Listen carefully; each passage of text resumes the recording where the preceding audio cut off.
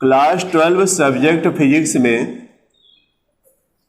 आज हम second book start करने जा रहे हैं। जो सिलेबस में दिया होगा खंड ख करके सिलेबस में दे रहा है, तो आप लोग सिलेबस से भी मिलान करिएगा। खंड ख लिखा हुआ है और खंड ख में जो फर्स्ट यूनिट है यानी सेकंड बुक की जो फर्स्ट यूनिट है उसका नाम है प्रकाशिकी, यानी लाइट से संबंधित रहेगा। प्रकाशिकी का अर्थ है लाइट से संबंधित है। तो अब जो भी चैप्टर आप पढ़िएगा या जो भी यूनिट इसके आगे पढ़िएगा सब प्रकाश से संबंधित रहेगा और कुछ हेडिंग या कुछ थियरी हाई स्कूल बेस पर रहेगी। और देख लीजिएगा कुछ थियरी इसमें निकाला भी है, कोविड-19 दिया हुआ है, इस यूनिट से कुछ थियरियां निकाला भी है। जैसे प्रकाश का परावर्तन भी पहले पढ़ा जाता था, लेकिन प्रकाश के परावर्तन से संबंधित जो भी हेडिंग है, चाहे वह दर्पण रहेगा चाहे प्रकाश का परावर्तन रहेगा, यह सब हेडिंग निकल चुकी है, तो उसको पढ़ने की जरूरत नहीं है। हम लोग को पढ़ना क्या है, प्रकाशिकी में लेसन हम देखिए या 13 डाले हैं, बुक से देखिएगा तो लेसन 13 मिलेगा जिसका नाम रहेगा प्रकाश का अपवर्तन। तो देखिए प्रकाशिकी को हम 2-3 लेसनों में करके बताएंगे आप लोगों को। आपकी सुविधा उससे रहेगी कि इस यूनिट को अगर 2-3 लेसनों में अध्ययन करेंगे तो याद करने में भी आसानी होगी और आपको समझने में भी आसानी होगी। तो देखिए लेसन हम 13 डाल दिए हैं जिसका नाम रहेगा प्रकाश का अपवर्तन यानी रिफ्लेक्शन ऑफ लाइट। तो हम प्रकाश के अपवर्तन के बारे में जो भी हेडिंग आपके सिलेबस में रहेगी उस पूरी हेडिंग को हम बताएंगे। तो देखिए फर्स्ट हेडिंग आप सिलेबस से मिलान करिएगा। फर्स्ट हेडिंग जो मिलती है वह प्रकाश का अपवर्तन मिलती है यानी रिफ्रैक्शन ऑफ लाइट। तो यह हेडिंग पढ़ जानी चाहिए सबकी, प्रकाश का अपवर्तन क्या है। हेडिंग पढ़ गई होगी, हेडिंग सब लोग डाल लीजिएगा। और जब भी आप लोग इसको पढ़ा करिए या वीडियो देखा करिए तो उस समय हमने बताया फेयर या रफ, अगर फेयर तो भी करवाया जा रहा है, अगर रिवाइज करिएगा इस वीडियो को तो पुनः रफ अपने पास रखिए और जो भी फिगर हम बनाते हैं या कुछ पॉइंट नोट करवाते हैं तो उसको नोट कर लिया करिए सब लोग। उससे रहेगा कि याद करने में आपके आसानी आ जाएगी। और ज्यादा से ज्यादा तो पॉइंट हम समझा दे रहे हैं इसको। देखिए क्या है प्रकाश का अपवर्तन क्या है। देखिए अगर देखा जाए तो प्रकाश के गुण जब पढ़ते हैं आप तो पहला गुण मिलता है कि प्रकाश सीधी रेखा में चलता है। सीधी रेखा में चलने के कारण ही हम लोग धूप में छाता लगाकर धूप से बच जाते हैं, यह प्रमाण भी रहेगा आपके पास। दूसरा नंबर आता है कि प्रकाश के चलने के लिए माध्यम की आवश्यकता नहीं होती है। माध्यम की आवश्यकता नहीं होने का अर्थ यह है कि बताइए अगर देखा जाए तो इस वायुमंडल में कुछ ऊंचाई तक यह हवा का घेरा है, इसके बाद यह हवा का घेरा तो समाप्त है, फिर भी सूर्य का प्रकाश उस हवा के घेरे यानी जहां पर निर्वात है, जहां पर हवा एकदम नहीं है, वहां से होकर गुजरकर तब हवा में से प्रवेश करते हुए हम तक आता है।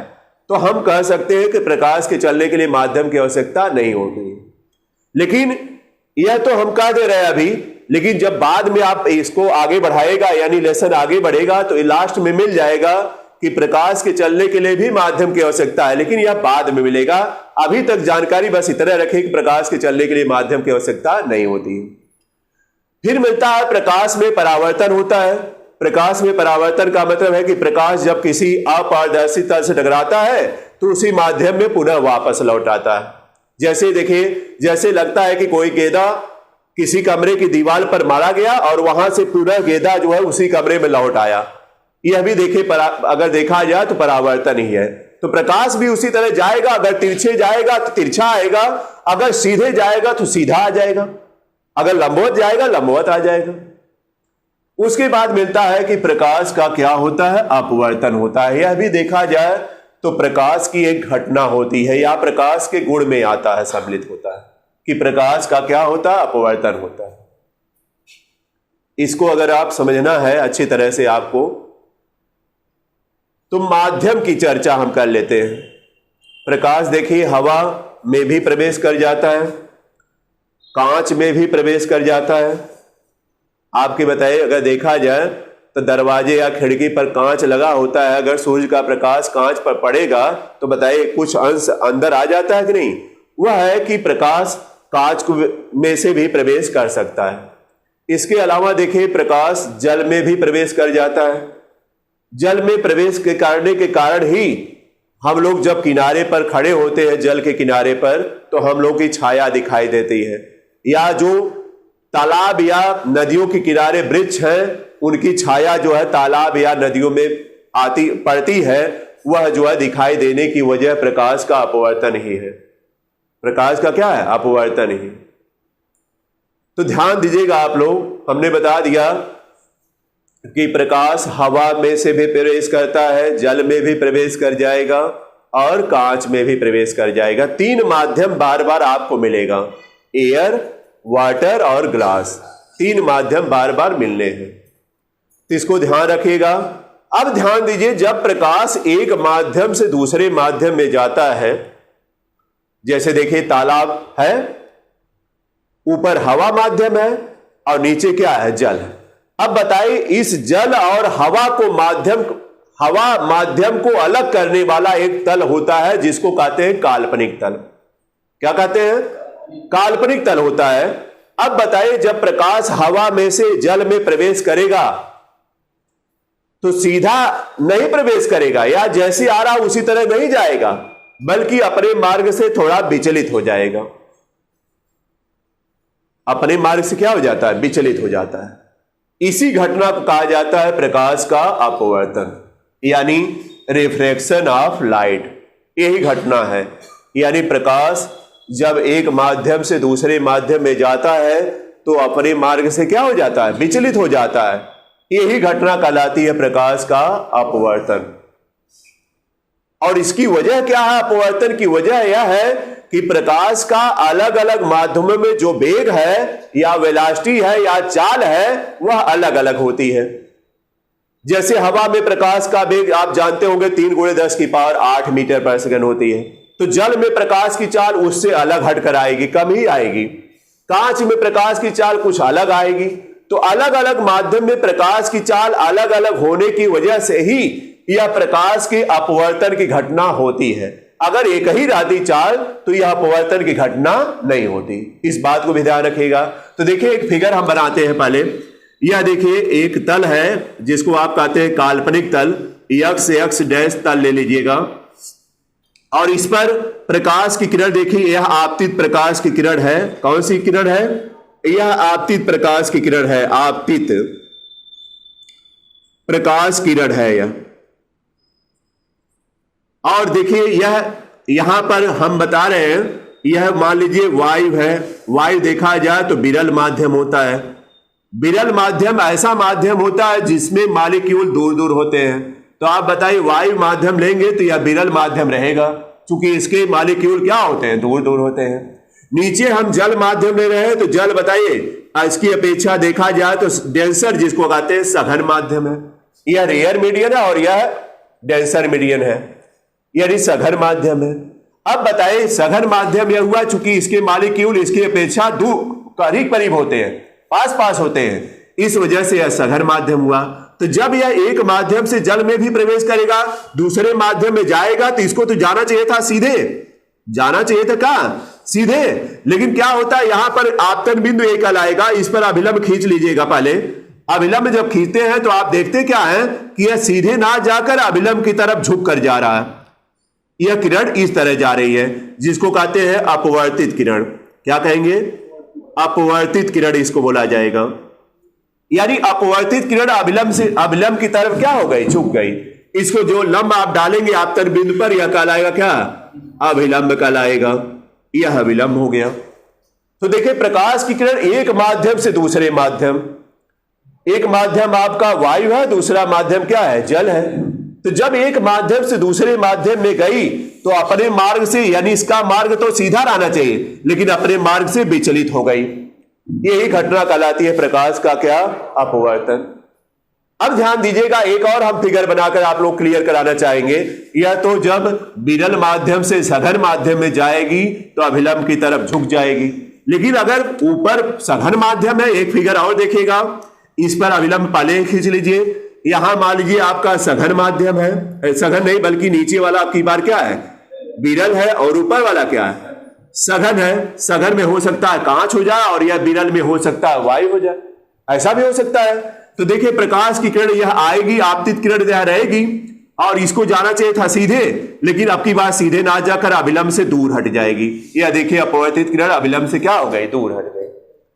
तो ध्यान रखिएगा, अगर सघन माध्यम ऊपर है, विरल माध्यम नीचे है, तो जो अपवर्तित किरण है वह अविलंब से दूर हट जाएगी। लेकिन अगर ऊपर विरल माध्यम है, नीचे सघन माध्यम है, तो यह विलंब की तरफ झुक जाएगी। कहने का मतलब है सघन में दबाव हो जाएगा, अब विरल में दबाव नहीं होता इसलिए फैल जाएगी। बस इतना समझिए साफ दिक्कत, तो समझ जाएंगे सब लोग ना। यह देखिए अविलंब से दूर हट गई और यह अविलंब के पास आ गई। यहां देखिए और भी समझ लीजिएगा, आपतित किरण और अविलंब के बीच का कोण आपतन कोण यह कहलाता है। कौन सा कोण है, आपतन कोण है। यह आपतन कोण को आई से दिखाया जाएगा। और यह देखिए अभिलंब और अपवर्तित किरण के बीच का कोण है, यह अपवर्तन कोण कहलाएगा। कौन सा कोण, अपवर्तन कोण कहलाएगा, जिसको हम दिखाएंगे आर से, स्मॉल आर से डिनोट करते हैं। यहां पर बताइए आई यह रहेगा, आई यह है और आर यह रहेगा। आई और आर देखे क्लियर हो जाइए, तो समझ जाएंगे सब लोग ना। यह कौन सी किरण है, आपतित किरण। यह कौन सी किरण है, अपवर्तित किरण। यह आपतन बिंदु पर जो है लंब खींचा गया वह अभिलंब रहेगा। तो दोनों घटनाओं को ध्यान में रखिएगा आप लोग। तो हम लिखवाते हैं प्रकाश का अपवर्तन क्या है। परिभाषा तो याद हो गई होगी सबको। लिखिए, जब प्रकाश, सीधा हम चलते हैं, जब प्रकाश एक माध्यम से दूसरे माध्यम में प्रवेश करता है, जब प्रकाश एक माध्यम से दूसरे माध्यम में प्रवेश करता है,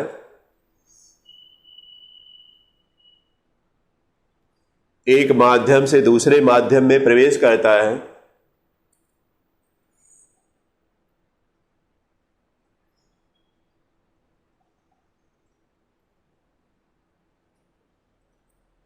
माध्यम में प्रवेश करता है, तो अपने मार्ग से विचलित हो जाता है, तो अपने मार्ग से विचलित हो जाता है।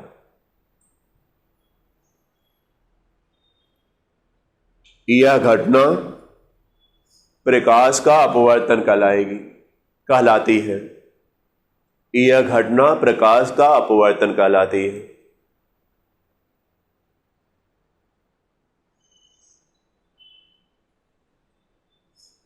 प्रकाश का अपवर्तन कहलाती है। परिभाषा सबको याद हो गई ना, एकदम याद हो जाएगी बड़ी आसानी से। और यह जान लीजिए, इस पर जो अभी हम बताएंगे टॉपिक बहुत इंपॉर्टेंट रहेगा इसके बाद जब बताएंगे तो।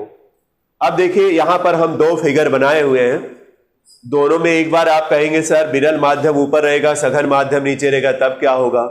फिर आप पूछते कि सघन ऊपर हो जाए विरल नीचे हो जाए तो क्या होगा। तो अंतर तो आप देख ही लिए क्या अंतर रहेगा, इस अंतर को याद भी रखना है।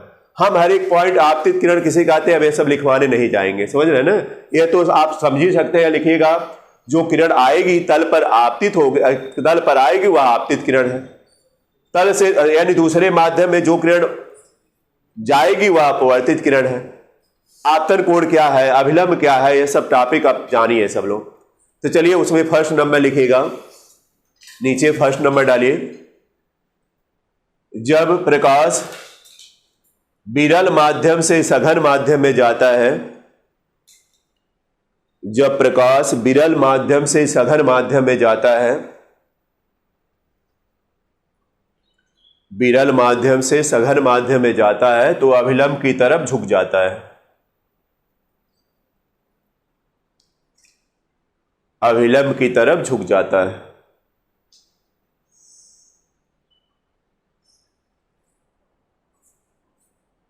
हो गया, अभिलंब की तरफ क्या हो जाता है, झुक जाता है।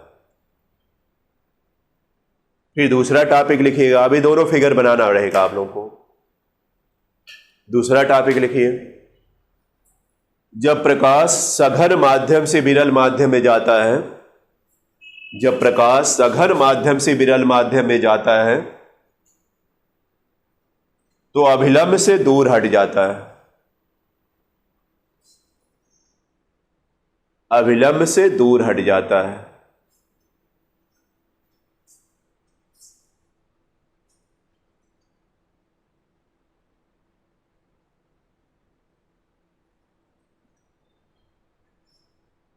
अविलंब से दूर हट जाता है।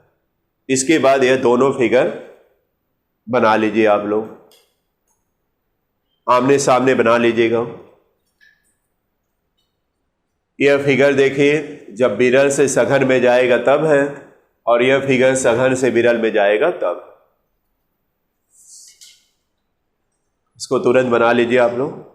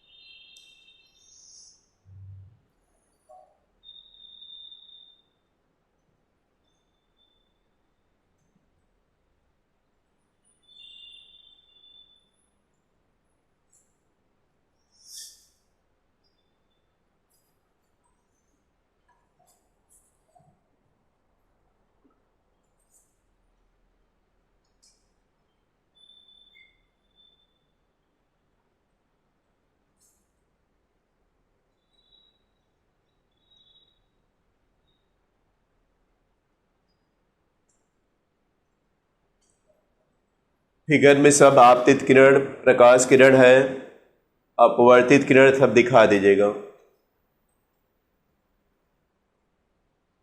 आपतन कोण I दिखाएगा, अपवर्तन कोण R है।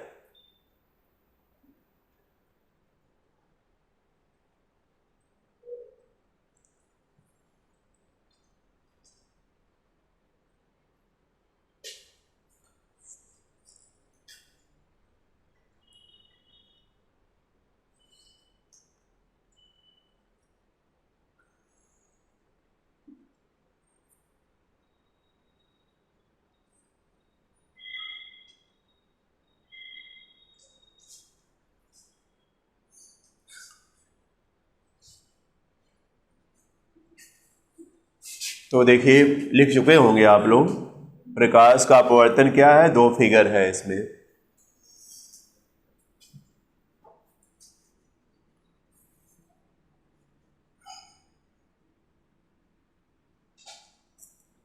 अब इसी में देखिए टॉपिक आपका रहेगा प्रकाश के अपवर्तन के नियम। प्रकाश के अपवर्तन के नियम, या देखिए हाई स्कूल में भी पढ़े आप कि प्रकाश के अपवर्तन के कितने नियम हैं। तो बताइए कितने नियम हैं? दो नियम हैं। प्रकाश के अपवर्तन के दो नियम हैं। प्रकाश के अपवर्तन के दो नियम रहेंगे, तो नोट करिएगा। प्रकाश के अपवर्तन के नियम हेडिंग पड़ जाएगी, इसमें लिखिएगा प्रकाश के अपवर्तन के दो नियम हैं। प्रकाश के अपवर्तन के दो नियम हैं। दो नियम हैं।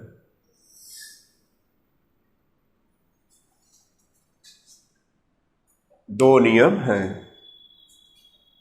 हो गया। इसमें देखिए आपका जो पहला नियम रहेगा वह स्नेल के नियम से भी जाना जाता है। इसमें जो पहला नियम रहेगा वह स्नेल नियम से भी जाना जाता है। स्नेल नियम बल के लिख दीजिएगा। जो प्रथम नियम रहेगा वह स्नेल नियम से भी जाना जाता है। कभी कभी अलग टॉपिक एक नंबर के लिए पूछ लेता है, स्नेल का नियम लिखिए। तो जो आपका अपवर्तन का नियम रहेगा पहला वाला, वो स्नेल का नियम रहेगा। तो फिगर सबका बन गया होगा। अब देखिए स्नेल ने, या पहला नियम क्या बताया जा रहा है जो स्नेल के द्वारा बताया गया, वह यही है कि प्रकाश के अपवर्तन में आपतन कोण की ज्या का मतलब साइन, यानी साइन I, और अपवर्तन कोण की ज्या यानी साइन R, का जो अनुपात रहेगा, अनुपात का मतलब क्या हुआ, साइन आई अपान क्या, साइन आर, अनुपात हो गया। यह नियतांक होता है जिसको कहते हैं अपवर्तनांक यन। क्या कहते हैं, अपवर्तनांक यन। तो यही लिखना रहेगा, आपतन कोण कीजिए मतलब साइन आई, तथा अपवर्तन कोण कीजिए यानी साइन आर का अनुपात, यह देखिए अनुपात है, का अनुपात एक नियतांक होता है जिसे माध्यम का क्या कहेंगे, अपवर्तनांक कहेंगे, जिसको स्मॉल एन से दिखाएंगे। तो यही नियम लिखा जाएगा, लिखिएगा, चलिए लिखते जाइए। प्रकाश के अपवर्तन में, प्रकाश के अपवर्तन में आपतन कोण की ज्या, आपतन कोण की ज्या, ब्रैकेट में लिखिएगा साइन आई, आपतन कोण की ज्या ब्रैकेट में साइन आई, तथा अपवर्तन कोण की ज्या, तथा अपवर्तन कोण की ज्या ब्रैकेट में साइन आर, ब्रैकेट में क्या रहेगा, साइन आर का अनुपात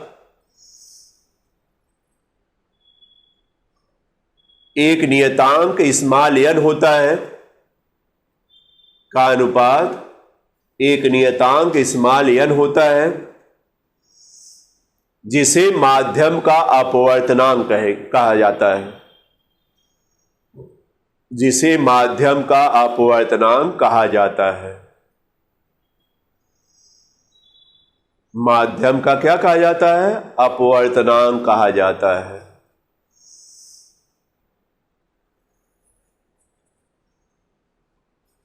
नीचे लिख लीजिएगा sine i upon sine r is equal to n, इसको घेर दीजिएगा, इस तरह इसको घेर दीजिएगा, sine i upon sine r is equal to n. नीचे लिख लीजिएगा, इसे स्नेल का नियम भी कहते हैं, इसके नीचे लिखिएगा, इसे स्नेल का नियम भी कहते हैं।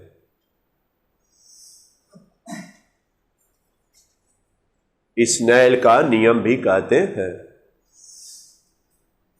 तो हो गया होगा सबका, याद भी हो गया होगा, कोई दिक्कत तो नहीं है। ये हाई स्कूल में भी पढ़े हैं, एक बार वही रिवाइज हम करा रहे हैं। आपतन कोण की ज्या मतलब साइन आई, तथा अपवर्तन कोण की ज्या यानी साइन आर का अनुपात बटा हो गया वही एक नियतांक n है जिसे माध्यम का क्या कहेंगे, अपवर्तनांक है। वैसे अपवर्तनांक की व्याख्या हम फिर बाद में करेंगे, लेकिन अभी जितना बताया गया उतना ध्यान रखिएगा। अपवर्तनांक की व्याख्या की जाएगी, हम लोग करेंगे। फिर है दूसरा नियम इसमें आता है, सेकंड नंबर आप डालिए सब लोग। सेकंड नंबर में क्या लिखिएगा, यानी दूसरे नंबर में, यहां देखिए सेकंड नंबर में यही है, आपतित किरण, अपवर्तित किरण और आपतन बिंदु पर जो अभिलंब खींचे आप, वह बताइए एक ही तल से संबंधित है कि नहीं। एक ही तल का मतलब x डैश तल से क्या है, संबंधित। ये रहेगा आपतित किरण, अपवर्तित किरण और आपतन बिंदु पर खींचा गया अभिलंब, तीनों एक ही तल से संबंधित होते हैं। संबंधित का मतलब अटैच रहता है। बताइए x डैश से यह भी अटैच है, यह भी लाइन इससे अटैच है और यह अभिलंब भी इससे अटैच है, यही रहेगा। तो लिखिए चलिए, आपतित किरण कामा, सेकंड में लिखेगा आपतित किरण कामा अपवर्तित किरण, अपवर्तित किरण तथा आपतन बिंदु पर खींचा गया अभिलंब, तथा आपतन बिंदु पर खींचा गया अभिलंब, आपतन बिंदु पर खींचा गया अभिलंब तीनों एक ही तल से संबंधित होते हैं, तीनों एक ही तल से संबंधित होते हैं।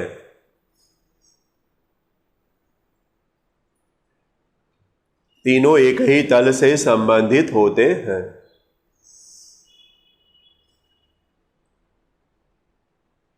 हो गया। इसमें तो कोई फार्मूला आया नहीं कि लिखना है, बस एक कथन है, इसको लिख ले, फिगर द्वारा आप देख सकते हैं। एक ही तल, इसमें x x डैश तल है, जो काल्पनिक तल हमने कहा, जो कि दो माध्यमों को क्या करेगा, अलग अलग करेगा। ये समझ में आ गया सबको? अब ध्यान दीजिएगा, हमने आपको बताया कि अपवर्तनांक की हम व्याख्या थोड़ी देर करेंगे और इसके बाद फिर अगले टॉपिक पर चलेंगे जो आपके सिलेबस के अनुसार दे रहा है। और वह सिलेबस के अनुसार अगर दे रहा है तो पूर्ण आंतरिक परावर्तन के बारे में दे रहा है और उस पर आधारित उदाहरण दे रहा है। वह भी बताएंगे उदाहरण, जैसे हमने बताया रेगिस्तान की मरीचिका वगैरह कैसे यह होती है, इसके बारे में है। लेकिन पहले ध्यान दीजिएगा आप लोग, अपवर्तनांक की व्याख्या करेंगे, उसके अलावा हम प्रकाश के अपवर्तन का जो प्रकाश के अपवर्तन की घटना है उसमें उस पर आधारित उदाहरण बताएंगे। जो आपके दैनिक जीवन में तमाम घटनाएं होती हैं उनमें कौन कौन सी घटना प्रकाश के अपवर्तन पर आधारित है। आप एग्जाम्पल लिखिएगा, नीचे पैराग्राफ चेंज हो जाएगा, एग्जाम्पल लिखिएगा, एग्जाम्पल लिखिएगा। एग्जाम्पल में उसके आगे बढ़ाइए, लिखिएगा प्रकाश के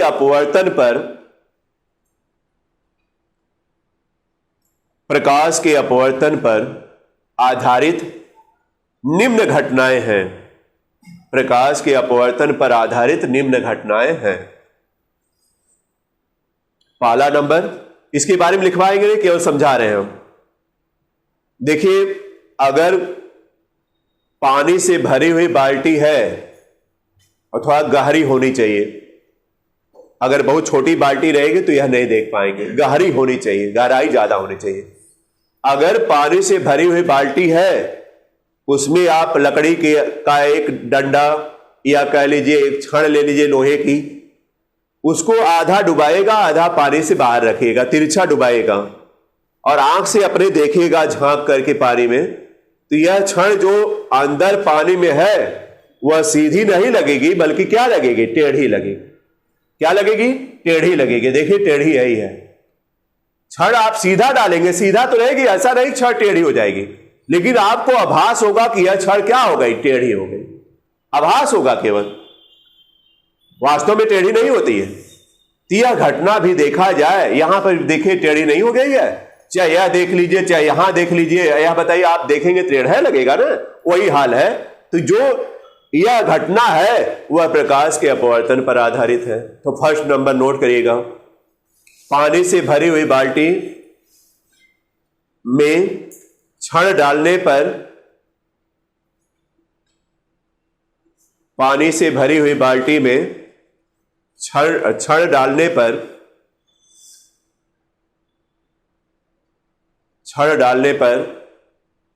छड़ टेढ़ी प्रतीत होती है। छड़ टेढ़ी प्रतीत होती है।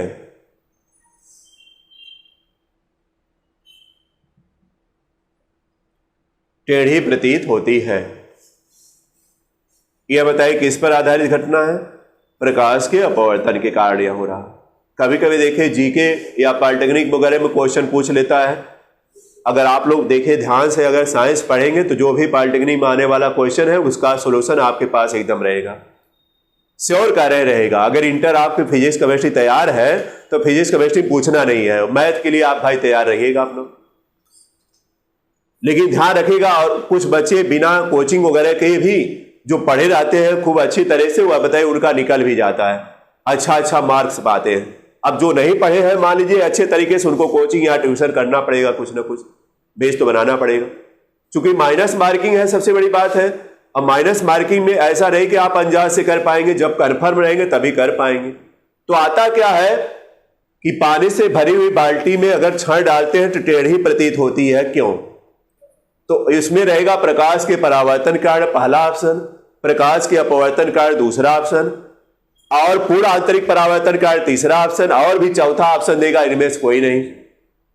तो आपके ऊपर है, अगर आप पढ़े थियरी या इसको जान रहे हैं तो आप तुरंत टिक लगाएंगे प्रकाश के अपवर्तन के कारण होती है। बोलिए जवाब इसी तरह रहेगा।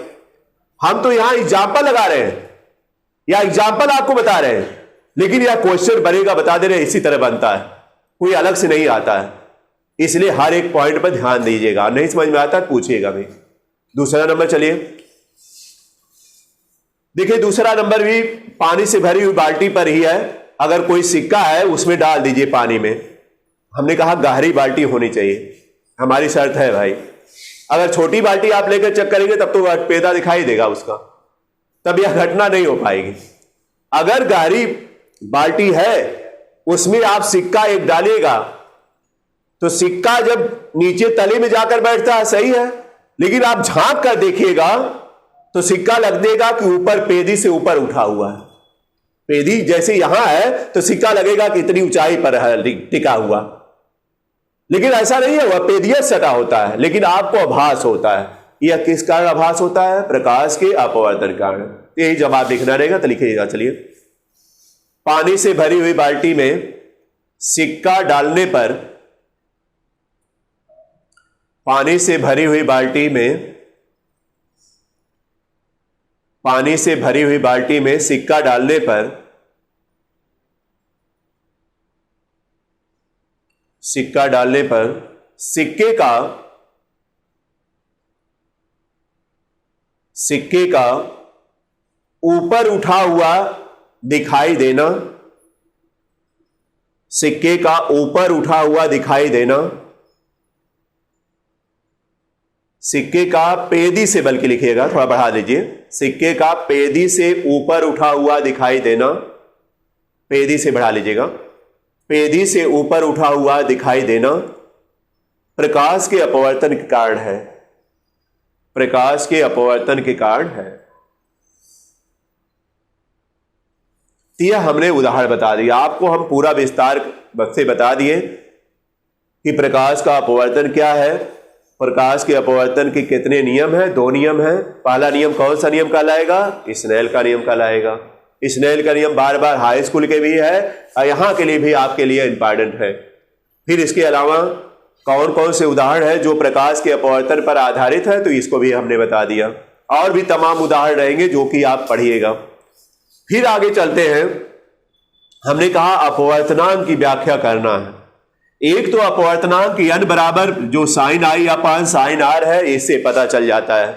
आई का मान जैसे मान लीजिए 45 है तो साइन 45 का मान, और आर का मान अगर 30 है तो यहां पर साइन 30 का मान। इसका मान तो आप जान ही रहे, ट्रिग्नोमेट्री में इसका मान जान ही रहे। साइन 45 का मान साइन 30 का मान रखकर सिंप्लीफाई करिएगा तो अपवर्तनांक के n निकल जाएगा।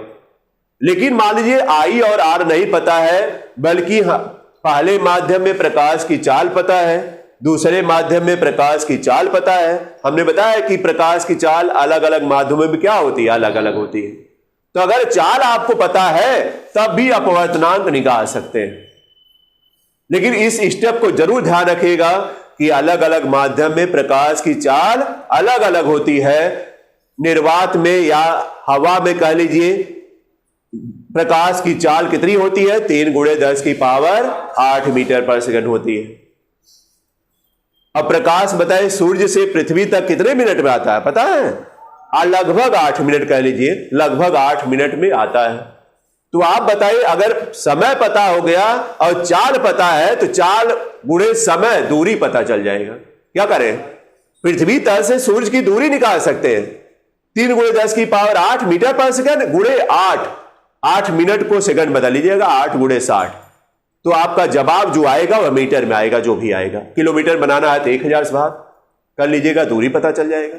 इसी से दूरी का अनुमान लगा लेते हैं, आ जाएगा ना। तो यह भी ध्यान रखिएगा, लगभग 8 मिनट में। आप लोग छोटी मोटी जो जीके की बुक आती है उसमें बहुत सारा देता है, पतली पतली जो बुकें मिलती हैं उसमें देखा यह सब घटनाएं देता है जो कि आपको पता नहीं रहता है। यहां नहीं कहीं दिया हुआ, बुक में नहीं कहीं दिया हुआ, लेकिन छोटी छोटी यह बुकें हैं जिससे जानकारी कुछ ना कुछ हो जाती है। लगभग 8 मिनट हमने बोला, थोड़ा 2-4 सेकंड कम होगा चाहे ज्यादा होगा, उसकी गारंटी कोई नहीं, बता दे रहे हैं। लेकिन लगभग दूरी तो आप अंदाजा लगा ही सकते हैं।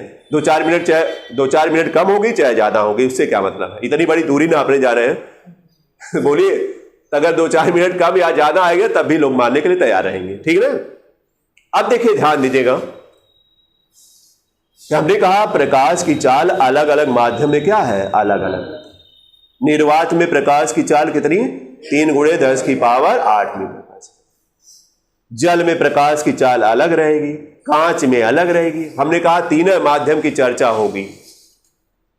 हवा यानी वायु, जल और कांच, एयर, वाटर और ग्लास, बस यही। इन तीनों में बताइए सघन माध्यम कौन सा है? इन तीनों में सघन माध्यम कांच। क्या ऐसे सघन माध्यम हो गया? इसकी मॉलिक्यूल पास पास है, इतना कर ही सकते हैं। द्रव केवल के इससे दूर दूर रहेंगे, और गैस के या वायु के मॉलिक्यूल तो बहुत दूर दूर होते हैं।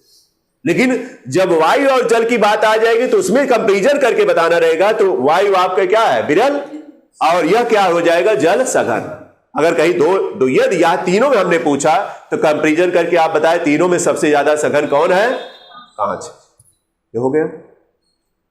तो देखिए, हमने कहा कि इस प्रकाश की चाल के आधार पर भी अपवर्तनांक निकाला जा सकता है। कैसे निकाला जाएगा इसके बारे में हम बता रहे हैं, और इस पर आधारित न्यूमेरिकल क्वेश्चन भी देता है। जानकारी सबको रहनी चाहिए, और इस पर आधारित कंपटीशन में भी क्वेश्चन पूछे जाते हैं, इसलिए उसको भी ध्यान रखना है। थोड़ा विस्तार हम करेंगे। तो लिखिएगा अपवर्तनांक की व्याख्या, स्टेप डालिएगा अपना। अपवर्तनांक की व्याख्या।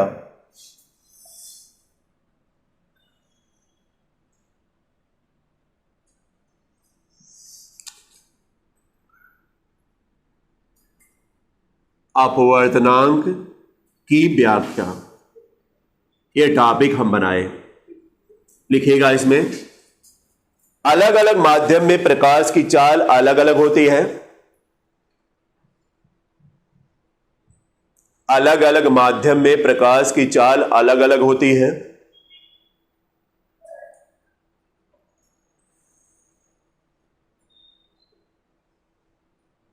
अलग अलग माध्यम में प्रकाश की चाल अलग अलग होती है। निर्वात में प्रकाश की चाल 3 × 10⁸ मीटर पर सेकंड होती है। निर्वात में प्रकाश की चाल 3 × 10⁸ मीटर पर सेकंड होती है। हो गया। एक टॉपिक ध्यान रखिएगा, निर्वात में प्रकाश की चाल कितनी है? निर्वात का तात्पर्य हमने बताया जहां पर हवा का दबाव कम रहेगा, यानी वायु में प्रकाश की चाल मानिए सामान्य तौर पर। भी ध्यान दीजिएगा। अब इसके हिसाब से लिखेंगे आप, यदि पहले लिखेगा, पहले माध्यम में प्रकाश की चाल V1 तथा दूसरे माध्यम में V2 हो, तो पहले माध्यम में प्रकाश की चाल क्या है? V1 है, और दूसरे माध्यम में क्या है? V2 है। इसको भी नोट कर दे जाएगा। V2 हो तो यहां पर n बराबर आएगा, n बराबर V1 बटे क्या आएगा? V2 आ जाएगा। n बराबर V1 बटा V2, यानी अपवर्तनांक n बराबर पहले माध्यम में प्रकाश की चाल बटे दूसरे माध्यम में प्रकाश की चाल। इन मतलब हुआ। देखिए, अपवर्तनांक चाल के आधार पर भी निकल जाएगा। अब आप ध्यान रखिएगा, जब V1 पहले माध्यम और दूसरे माध्यम की बात आ गई तो यहां भी 1 लिखेगा, यहां पर 2 लिखेगा। 1 और 2 का मतलब क्या हुआ? इसके सामने हम लिख रहे हैं। इसका मतलब क्या हुआ? पहले माध्यम के सापेक्ष लिया जाता है, सापेक्ष दूसरे माध्यम का अपवर्तनांक यह कहलाएगा। अपवर्तनांक है पहले माध्यम के सापेक्ष दूसरे माध्यम का अपवर्तनांक, यानी पहले माध्यम के सापेक्ष दूसरे माध्यम का अपवर्तनांक बराबर पहले माध्यम में प्रकाश की चाल बटे दूसरे माध्यम में प्रकाश। इसी फार्मूले से आप कई फार्मूला बना सकते हैं। यानी अगर 1 पहले है तो 1 ऊपर रहेगा, 2 बाद में है तो बाद में देखे नीचे। अगर कोई कहे कि 2n1 लिख दे तो इसका अपोजिट हो जाएगा। 2n1 जो लिखेगा, अगर हम यही लिख दे 2n1 लिख दे तो 2n1 का आशा दूसरा हो जाएगा, तब V2 ऊपर हो जाएगा, अब V1 क्या हो जाएगा? नीचे हो जाएगा। बोलिए होगा कि नहीं? और यहां पर तब क्या बोला जाएगा? पहले माध्यम नहीं बोलेगी, तब दूसरे माध्यम के सापेक्ष पहले माध्यम का अपवर्तनांक। बोलिए लिखने जाएंगे ना। और इन दोनों में अगर रिलेशन देखा जाए क्या है, तो हमें लगता है 1n2 बराबर 1/2n1। क्या करें, सही है कि नहीं? अपोजिट है, देखिए इन दोनों को देखिएगा तो अपोजिट है। तो कभी कभी देखिए जीके टाइप में सीधा पूछता है जिसमें आप घबरा जाते हैं। क्या पूछता है? कहता है कि दूसरे माध्यम के सापेक्ष पहले माध्यम का अपवर्तनांक अगर 5 है तो पूछेगा कि पहले माध्यम के सापेक्ष दूसरे माध्यम का अपवर्तनांक कितना आएगा। तो बताइए सीधा 1/5 करिएगा कि नहीं? सीधा 1/5 आए। उल्टा अगर पूछ लिया तो उसका उल्टा कर देना जो दिया है, सीधा आ जाएगा, ऑप्शन में आपको मिल जाएगा, हो जाएगा ना। इन दोनों को नोट करके इसको भी नोट कर लीजिएगा। इसी से संबंधित यह हमने किया है। यह एक फार्मूला बन जाएगा आपको लिए, जो कि आप इस पर न्यूमेरिकल क्वेश्चन लगाएंगे छोटा, इसको घेर दीजिएगा। तो इसमें हमने कहा, इसीलिए व्याख्या हम कर रहे हैं कि इसमें बहुत सारे क्वेश्चन का जवाब मिल जाएगा आपके पास। अब हाई स्कूल में आप पढ़े चाहे ना पढ़े, लेकिन इंटर में तो पढ़ना ही रहेगा। और जानकारी जो दी जा रही है उसको जानकारी पूरा मतलब जो है रखिए सब लोग।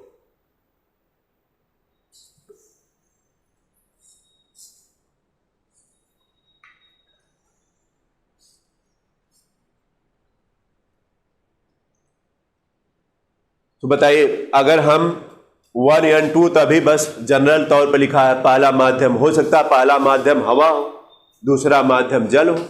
तो बताइए पहला माध्यम अगर हवा रहेगा, दूसरा माध्यम जल रहेगा, तो इसको ANW लिख सकते हैं कि नहीं? बताइए क्या लिख सकते हैं? ANW। तो यहां पर क्या लिख देंगे? VA अपान क्या? VW। ये छोटा रहेगा, थोड़ा ध्यान रखिएगा, बराबर मत लिख दीजिएगा। ANW बराबर VA अपान VW। बोलिए कोई भी पूछे, अगर बताइए एन हम लिखे, GNW लिखे, तब मतलब क्या हुआ? GNW का मतलब क्या हुआ? कांच के सापेक्ष जल का अपवर्तनांक। हो जाएगा ना, लिखना नहीं पड़ेगा। तो यहां पर क्या रहेगा? VG, यानी कांच में प्रकाश की चाल, अब बटे क्या? जल में प्रकाश की चाल। हो जाना चाहिए आप सबका। चलिए नोट आप विस्तार कर लेंगे ना, समझा दिए हम, अब तो आ जाना चाहिए। चाहे जैसे पूछेगा आप कर लीजिएगा। एक चक्रीय क्रम के लिए क्वेश्चन आता है, उसको भी बता दें, मिटा है इसको। देखिएगा चक्रीय क्रम में क्या रहेगा। चक्रीय क्रम में तीनों माध्यम एक साथ लेगा। यह देखिए गोला बना रहे हैं चक्रीय क्रम में हम समझाने के लिए। यह एयर है और एयर से फिर वाटर पर चले हैं, W है, और W से फिर ग्लास पर गए हैं। तीनों माध्यम होगा कि नहीं? देखिए कैसे जा रहा है, हम रास्ता दिखाए हैं। तो अगर हम लिख दें क्या? ANW फिर इंटू WN क्या रहेगा? बोलिए G। ANW हुआ, WNG फिर क्या? आगे के नहीं अपने रास्ते पर। इसका मान कितना होता है पूछता बार बार। इसका मान तो 1 होता है। अगर आप जानना चाहेंगे कैसे आएगा, तो ANW की जगह क्या लिख सकते हैं? बोलिए VA अपान, वो लिख सकते हैं ना। इसको क्या लिख सकते हैं? VW अपान VG। और इसको क्या लिख सकते हैं? VG अपान VA। तो देखिए कैंसिल आउट होगा, VW VW VG VG। तो बताइए इसकी वैल्यू क्या आएगी? 1 आएगी। कुछ लोग 0 भी लिखते हैं, सावधान रहे, गलत रहेगा। 1 आएगी, 1 आएगी। तो 1 वाला ऑप्शन क्या रहेगा? सही रहेगा। वैसे 0 भी दिया रहेगा, जल्दी के लिए 0 भी आप लोग कर देते हैं, लेकिन गलत हो जाता है। हो जाएगा ना। तो ऐसे इस मान को भी नोट कर लीजिएगा नीचे स्टार लगाकर, और इस फिगर को भी बना लीजिएगा। तो देखिए हम आपको सब फार्मूले इससे संबंधित बता दिए। आज केवल हम बताए प्रकाश का अपवर्तन क्या है, इसके बारे में बताए। और इस पर देखिएगा न्यूमेरिकल क्वेश्चन हो सकता है बुक में दिया हो, इसको लगाने का भी प्रयास करिएगा कि लग जाए सबका।